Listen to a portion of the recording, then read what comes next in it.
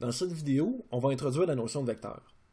Tout d'abord, il faut savoir que les nombres réels avec lesquels on a travaillé juste à présent dans le cadre du cours ne sont pas toujours suffisants pour décrire mathématiquement complètement toutes les situations.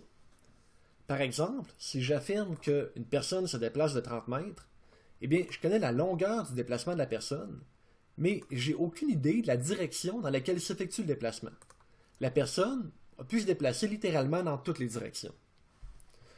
Donc, dans ce cas-ci, le nombre 30 n'est pas suffisant pour décrire complètement ce qui se passe. Et puis, c'est un endroit où j'aurais avantage à utiliser les vecteurs pour décrire la situation. Donc, qu'est-ce que c'est que les vecteurs?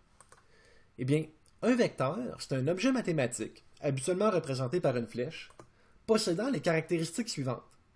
Ça possède d'abord une longueur, qui correspond à la longueur de la flèche. Ça possède également une direction, qui correspond à la direction de la droite imaginaire sur laquelle repose la flèche. Et puis enfin, ça possède également un sens, qui est donné par l'orientation de la flèche.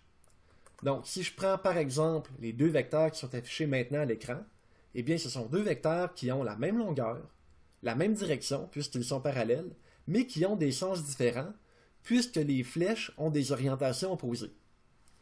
Un vecteur, ça a également ce qu'on appelle une origine, et puis l'origine, c'est le point de départ de la flèche. Son point d'arrivée, c'est ce qu'on va appeler l'extrémité du vecteur.